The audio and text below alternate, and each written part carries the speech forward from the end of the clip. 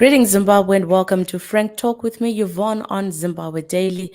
And we are talking elections. Come 2023, Zimbabwe decides on who is the next leader of our country. And as you all know, the demon of political violence kind of raises its ugly head each time we head towards elections. And as Heal Zimbabwe Trust, the program that we are bringing you, we are looking at ways to mitigate, if not avoid, a repeat of 2008. And to help me talk about that today, we have Agency Gumbo, and we also had a conversation with Doug Colter. And today we want to look at how we can deal with political violence in Zimbabwe. We are looking at our constitution. Does our constitution provide for ways to deal with political violence? What are those ways? We look at even the Chapter 12 commissions and how these commissions are working towards helping Zimbabwe achieve a credible, free, fair, and peaceful election come 2023. Agency, welcome to Zimbabwe Daily. Thank you very much, Yvonne. Pleasure being here, and hello, Zimbabwe. Awesome. Thank you so much for coming through at such a short notice. But we have seen that in the Constitution, we have the Chapter 12 commissions, right? And I want to specifically look at the National Peace and Reconciliation Commission as it has been stipulated within the Constitution. And if at all they are doing anything to meet that mandate and help Zimbabwe hold a credible, peaceful, free and fair election come 2022? Has it even dealt with the ghost of political violence that we've seen in Zimbabwe before where we are today? And do you think if you look at it, it will be able to do anything come 2023? Thank you very much for that, Yvonne. Maybe let me commence by saying that the obligation for ensuring that we live in a peaceful environment and that we have a violence-free political environment really lies and rests with us, the people of Zimbabwe, from our different political persuasions and from our different circles and angles in life. Violence is a demon that has, troubled the politics of Zimbabwe for a long time. We have a history of violence from the days of the liberation struggle, which was necessary for us to gain independence. But post-independence, we have also seen brother come against brother for purposes of advancing certain individuals or certain political parties' political agendas. So it boils down and it comes back to us as individuals, as the citizens of Zimbabwe, to understand that we can peacefully exist while we contest each other on the political front. Is a contestation of ideas and proposition. It must never boil down to the spillage of blood. It must never boil down to brother hating another brother's limb. So peace begins with us, peace begins with you, peace begins with me. Now I'll move into to touch on the question that you have raised on the establishment of the Peace and Reconciliation Commission and what it has done, or the efforts, because we are beneficiaries of the objectives of the commission, which is provided for by the Constitution, because the Constitution establishes these commissions in terms of Chapter 12 of the Constitution, which deals with the various commissions which are set up for purposes of ensuring that there is democratic existence in Zimbabwe, and for purposes of ensuring that there is human rights observance in the country, and also for purposes of ensuring that the state is accountable for its actions, and that any players or participants in political violence and human rights abuses are accountable. The establishment of the commission itself brings questions and raises questions. You would take judicial notice of the various debates around the manner in which these commissions are established. You have the appointing authority, who sometimes is accused or alleged to be part of the perpetrators of that which the commissions are meant to protect the citizens from. The appointing authority remains the president, in as much as you have, the Constitution providing for, the parliament to call out, make adverts for interested individuals. People write and express their interest, and then interviews are done in the public domain. There still is the final mandate that after interviews are done, the names are submitted to the president. So the question is, what is the extent of these commissions' independence? We have seen now a lot of other players in these commissions openly registering their support for particular political parties. So the question is the commission independent from the onset? The question is it up for the task that it has been mandated by the Constitution of Zimbabwe? I will not mention names, but for example, in the commission that we are dealing with now, which is the National Peace and Reconciliation Commission, you've got players, commissioners in that particular commission, who are seen on social media openly defending one political party, and without mincing my words, defending the political party which constitutes the government of the day. You've got a commissioner or commissioners who openly support and show that they are inclined more to the policies and activities of the ruling party. So that brings into question the capacity of the National Peace and Reconciliation Commission to execute its mandate and to execute its job. It must be an apolitical player. It must be a non-partisan player. It must be more, if you may, of an umpire to the activities of politicians in the country. Has this been done? My answer to that, in all genuineness, is that no. There's not been so much work that we have seen coming in. You mentioned political ghosts, and political ghosts in this country, the National Peace and Reconciliation Commission's mandate spans over the years of this country's existence. You are looking at what we experienced in this country in the early 80s, just after the independence. We are looking at the ghost of Gukura Hundi. What has been done over the years? What has been done by the current commission to address the violent excesses of the ZANU-PF government during the Gukura Hundi massacres? We have a lot of reports internationally that have been tabled to say, look, there must be acceptance of the violence that took place. There must be a taking of responsibility by the perpetrators of the said violence. The perpetrators of the said violence are still in power. They're still in office today. How many have we seen being brought to any commission of commission of inquiry? Because that is the first place. That is the first stance, to interrogate the violence and to interrogate what exactly and who exactly participated in the violence. That is the first. That is the first stage towards national healing. So that has not been done, and for me, that shows only the extent of failure by the people that are being mandated to deal with the ghost of violence in this country. But it's not just to look at the Gukura Hundi massacres. We even move further in time to interrogate the political violence that we have seen being meted against the opposition over the years, since its inception. You are talking of since the periods of 1999, but even before that, during the days of the trade union uprisings. We know violence was meted against any voice of dissent in this country. We know people were killed since 2002. People were killed during the Mugabe era. People were killed in 2008, which you make specific mention of. And it's known during the election rerun era and phase. We know the violence that people were mated with in Mashingo, Mwenezi area. We know the violence that were perpetrated at the hands of one Gibson Mashinga trying to defend ZANU-PF in Mashingo. The violence is there, but the question is, all these cases are tabled and tabulated. The first stage which we expected, or which we naturally would expect the commission to deal with, is to say, okay, let's go and do inquiries.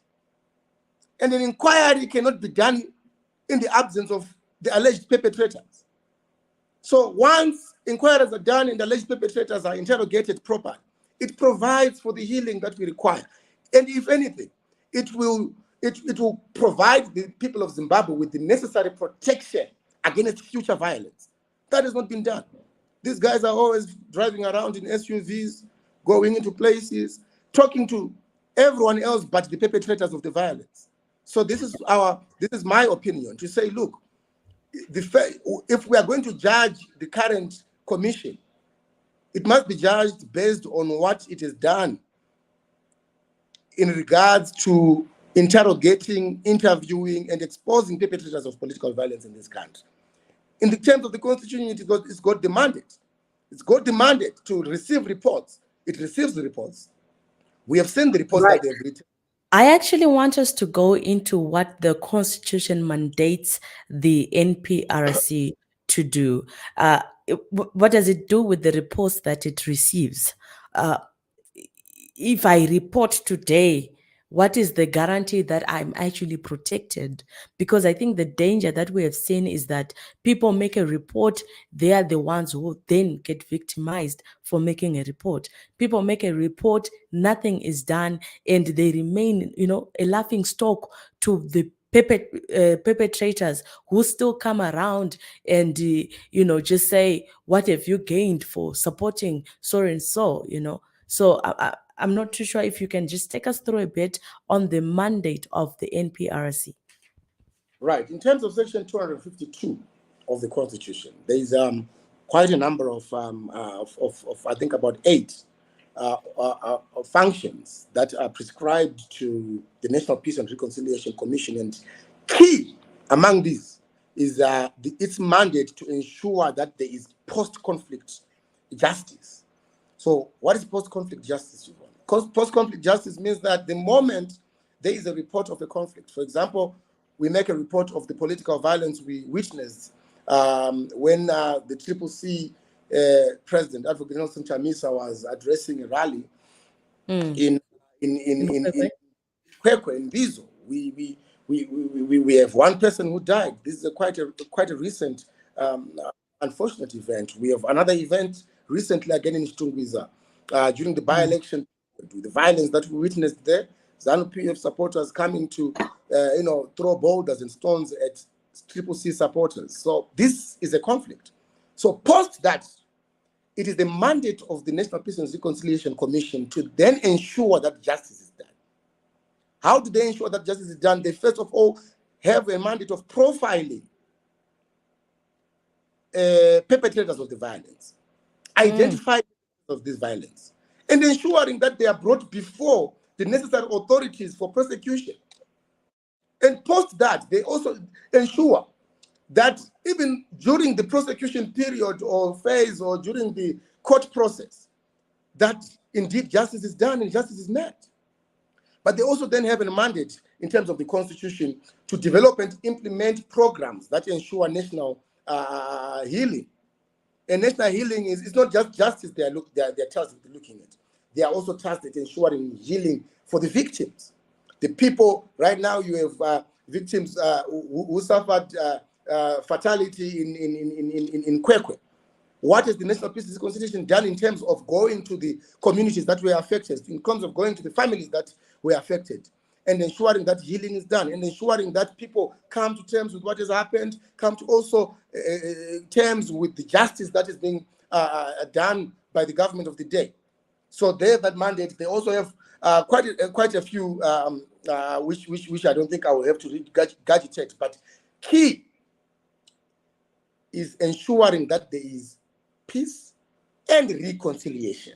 Reconciliation means that the victims must find ways after justice has been done to reconcile with the perpetrator.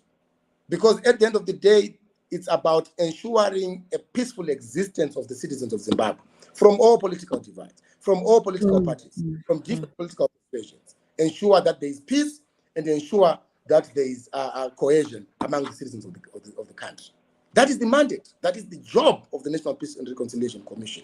Their job is not to trot around the country in SUVs and receive hefty allowances at the expense of the peace of the citizens. Their Yeah, job because is not to. even if you go on the website of the NPRC, all you see are pictures, of them in hotels, Yes, workshops or something like that. And you they go must onto not the be in ground, hotels. They must be in the bushes where the violence is happening. They you must go be in to the. Chawana, they've never seen those people. You go to Zaka, they still They've don't never. know whether the NPRC is going to do anything at all. So given that we have these I don't want to say useless, but these non-functional commissions that are given a budget each and every year and yet doing nothing. What should we do then as Zimbabweans? Are we going to see a peaceful election come a few months from now? We've seen abductions taking place. We have seen Mponeni Ncube is no longer with us, and this was just a by-election. Should we brace for more? Agency.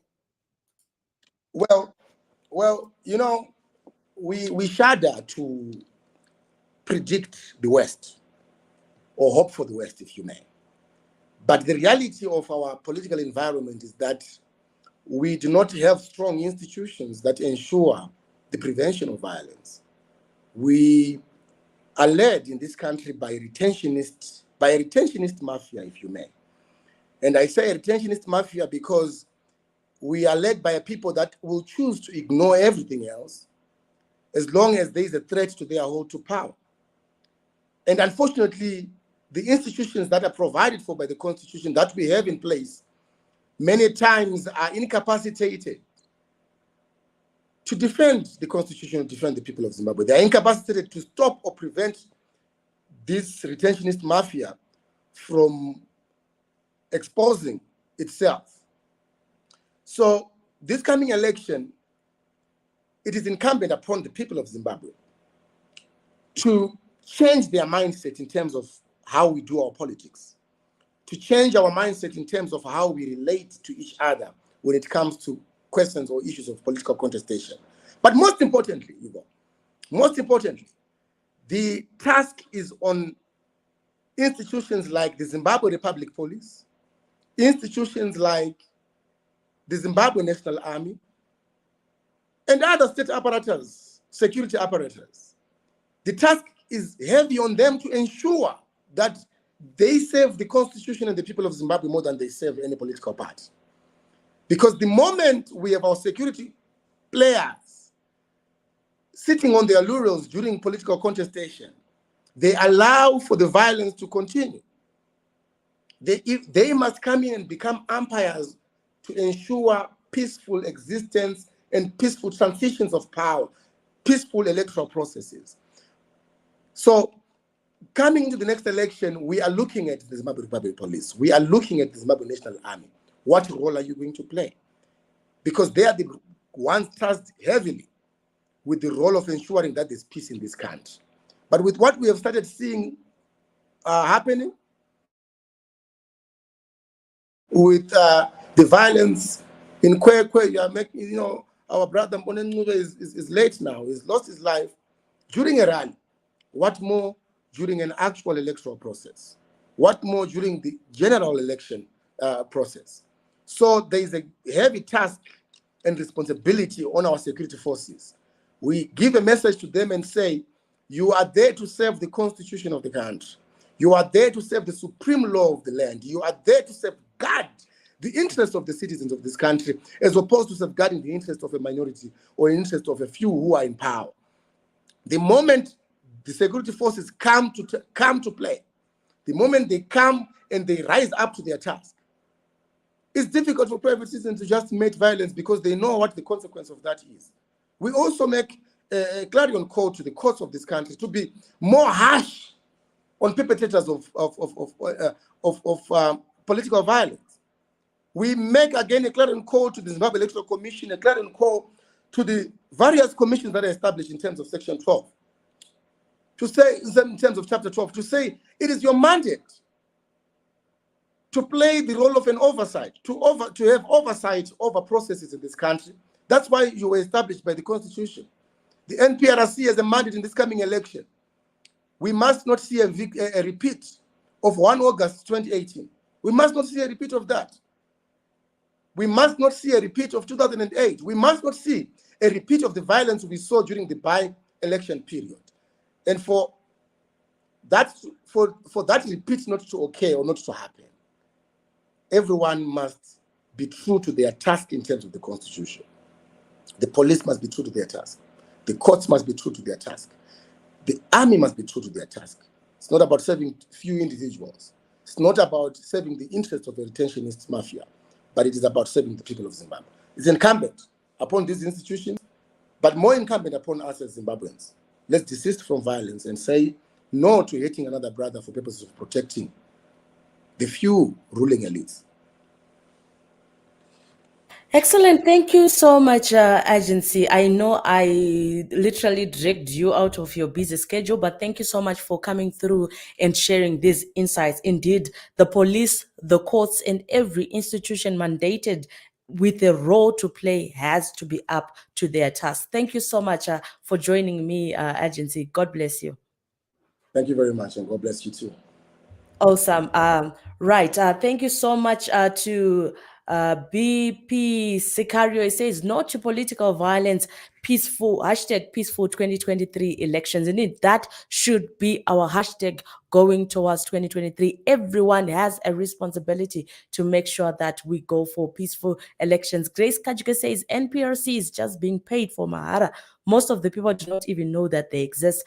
We call upon the NPRC to come on board because we don't want to witness a repeat of 2008. We've lost enough relatives and we're not ready to lose more. This is the clarion call. We are not ready to lose more people to politics. Death comes to all body. Death knocks on everybody's door.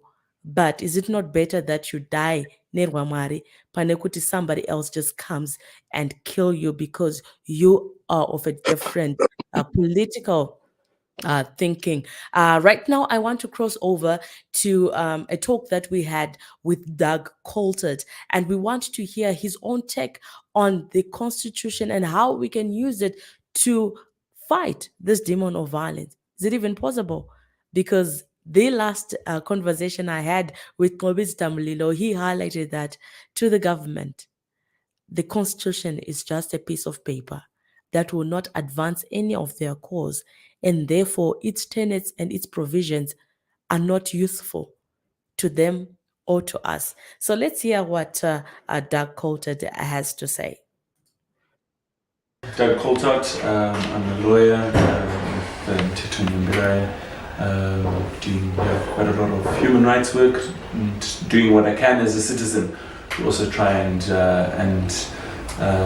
ensure that we can build a peaceful and just society where we don't have these demons of violence. Yeah, indeed. So can you please just kindly tell us the constitutional provisions that are available to deal with the victims and the perpetrators of violence? Yeah, so in our constitution, one of the most important parts of our constitution is Chapter 4, which is the Declaration of Rights. The Declaration of Rights includes a number of different rights which are very important. There's a right to freedom from violence, which speaks directly to this issue, and it speaks of freedom from violence from public or private sources. So that's both violence from the state or from private individuals. Everyone has a right to be free from violence. There's a right to freedom from torture and cruel and inhumane treatment. There's a right to dignity, etc. There's a number of different rights in there which are important and which the Constitution says must be respected, protected, promoted, and fulfilled by the state and by all people. So that's the first part. Then there are also some mechanisms in the Constitution providing some redress for victims of violence. One, the Constitution speaks of an independent complaints mechanism for complaints against the security services, that's the police, the military, the prisons, etc. Unfortunately, that is yet to be established. We're now coming up to 10 years since the Constitution came into force, and it's still not there, but there is some legislation which is passing through Parliament at the moment, which is meant to give effect to that. And then, of course, the Declaration of Rights, which I was speaking of, is meant to be enforced through the courts, and so we're meant to have an independent judiciary which will protect those rights, where if, say, you are tortured, you can sue the state and you will receive some compensation, or you can sue the state to take proactive steps to deal with the problems of violence which continue to bedevil our country. So you are just telling us now that we have this chapter 4 that protect us as the individuals, as the citizens. So how adequate is that law in dealing with the political violence? Yeah, so the Constitution itself is very progressive in terms of what's there in the law is strong. I think often where we come short is not so much with what's in the law or in the Constitution, but the political will to actually enforce that and to uphold those rights. We have situations where people have been tortured in police custody, and then the police end up trying to cover up what is happening, or people experience political violence and their efforts to cover up for the perpetrators. So I think those are the issues that we really need to address to ensure that the perpetrators of violence are prosecuted through the criminal courts, and the victims of violence are given redress. They are given compensation, and they are given real practical ways to ensure that it won't happen again in future. Okay, that's fine. So in your view, is there a political will to deal with violence? I think that is really the biggest challenge that we have, in that I don't think there is a lot of political will. I think a lot of the time the violence appears to be being coming right from the top echelons of power, where in fact those who are at the top of the political pyramid often seem to be, number one, the greatest beneficiaries of the use of violence, and those who are really driving the use of violence. So that's a huge challenge which we face in Zimbabwe, and I think a lot more needs to be done to hold all of those in that pyramid of power to account, to ensure that we deal with the issue of violence. I think you have just raised some important notions there. But then, right now we are going to 2023 elections. What is there to expect? What should we expect? And how then do we prevent another 2008 to repeat itself? Because 2008 is labeled as the year of violence. Yeah. People suffered in 2008. I remember some of the people were just being burned, they were tortured. We used to know that people were suffering, and many people died due to the political violence, and we don't want that situation to repeat itself. Yeah. So what should we do? Yeah. What is there to expect? How then do we prevent? I mean, I think you're right. I think that there are real concerns that we could have a repeat if we see a lot of what is happening now. If you look back on history, what's happening now in 2022 looks quite a lot like what was happening in 2007, the year before 2008. A lot of arrests, on ridiculous charges, the beating up of opposition supporters, and targeting of journalists, trade unionists, students, etc. So there are certainly worrying signs there. I think that in terms of how do we address this as a nation,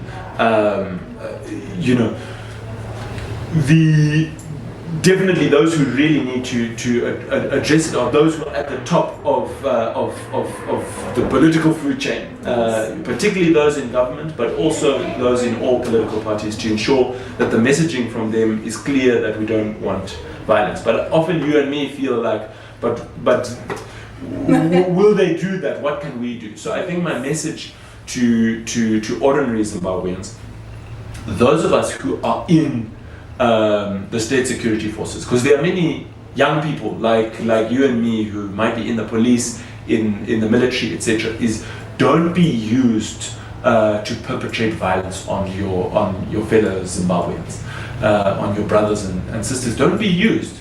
and know that actually you can be held accountable, even if you are following orders. You can be held accountable if you follow an unlawful instruction, because to order someone to commit violence on another person, that's an unlawful instruction. So even if your superiors are saying do such and such, if they're asking you to perpetrate violence on fellow citizens, that's an unlawful instruction which you shouldn't, which our security services shouldn't follow, and they should know that they can be held accountable for that.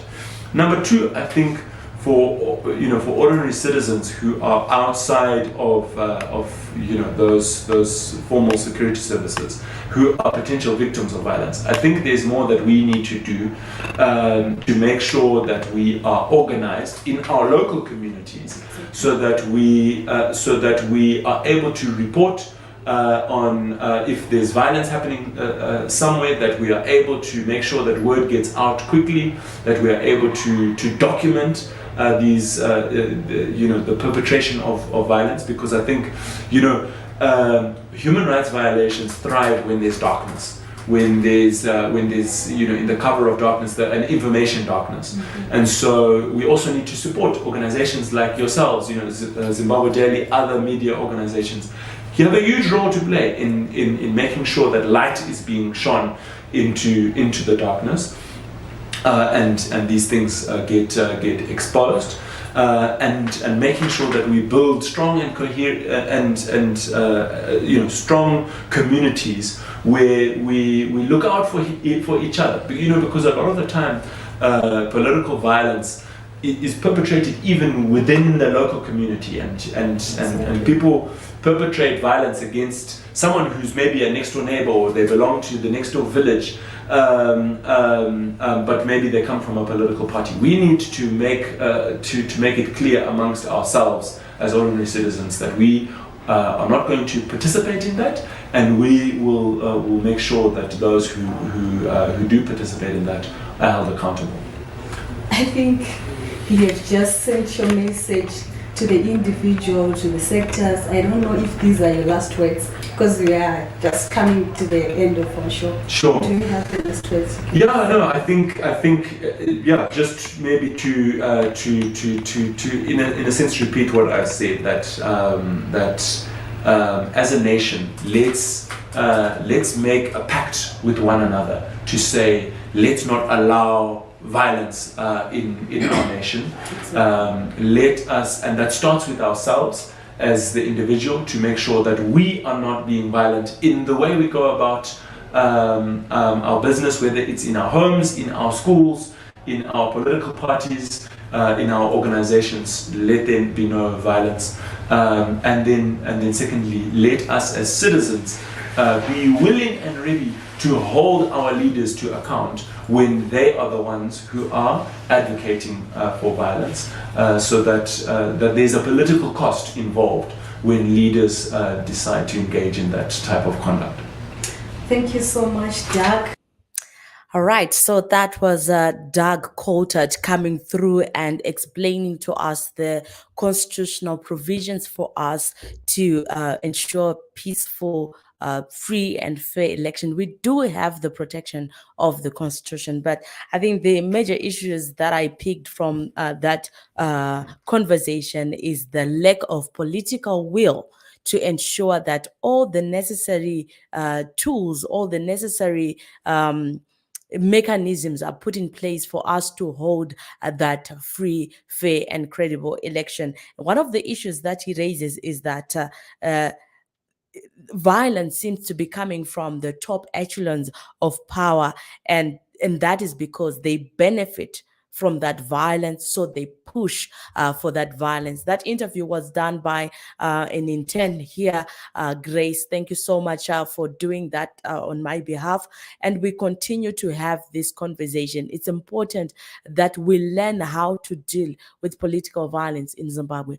Otherwise, it will become a culture each time we go for elections.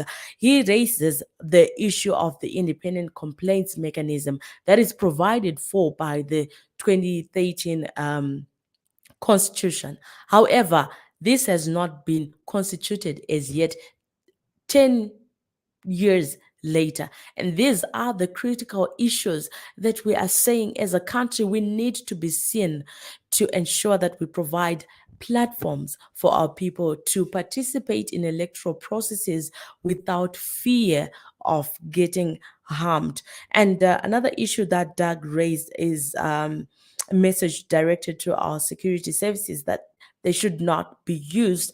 And he says that if you follow unlawful instructions, you will be held accountable for that, and that citizens need to be more organized so that they're able to defend themselves, get to report to the police, and also allow for them to be safe during electoral season. Prince, you are saying that the Constitution of Zimbabwe allows us to revolt against the government whenever we feel it is not serving our interests. Indeed, we do have constitutional provisions, chapter 59, that speaks of our right to demonstrate. Look, Jambaya, you say the problem with the government of Zimbabwe is they don't walk what they talk. Indeed, I think that's also a message that came out very clear from Agency Gumbo, as well as Doug quoted that whilst the provisions are available, not so much of it whilst it's there, but the political will is what is lacking. Chelsea, you says, let us end political violence as a nation. Indeed, the more we do violence over and over and over again, it becomes a culture. And I'm sure that's why the National Peace and Reconciliation Commission was established, so that it deals with the past legacy issues of violence, so that we're able to move on and move forward as a nation. So once again, this is Frank Talk with me, Yvonne, right here on Zimbabwe Daily. This particular program around the elections and peace building efforts is brought to you by the Heal Zimbabwe Trust. Now, Heal Zimbabwe Trust is a non-profit peace building organization established in 2009 with a mission to prevent and transform conflicts in Zimbabwe, with a particular focus on social justice and human rights protection. We envision, as Heal Zimbabwe, a peaceful and prosperous Zimbabwe that celebrates diversity in local communities. So we have 5 programming thematic areas, which are community protection and resilience programs, livelihood restoration and capacity building programs, peace building and conflict transformation, governance and accountability program, as well as transitional justice. Our organization is community oriented, and it uses local knowledge systems and practices to promote community cohesion and peaceful coexistence in Zimbabwe's local communities. In our work, we provide psychosocial support to victims of any forms of violence and emotional trauma, with a view to empower communities to prevent, manage, and transform conflicts in their communities. We also value strategic partnerships to rebuild family relations and community cohesion as conditions for sustainable national peace and development. We are going to 2023. Trukuti peace takayenda 2023. That's our hashtag at Heal Zimbabwe. And it has been a pleasure being with you. My name is Yvonne Muchaka. This was Frank Talk, and this is Zimbabwe Daily. Do like, share our pages as well. Also, go on to our page at Heal Zimbabwe Trust and be able to get as much information about us. We can be found at healzimbabwetrust.org. Thank you so much for tuning in, and have yourselves a wonderful rest of day. And we are out. Thank you so much.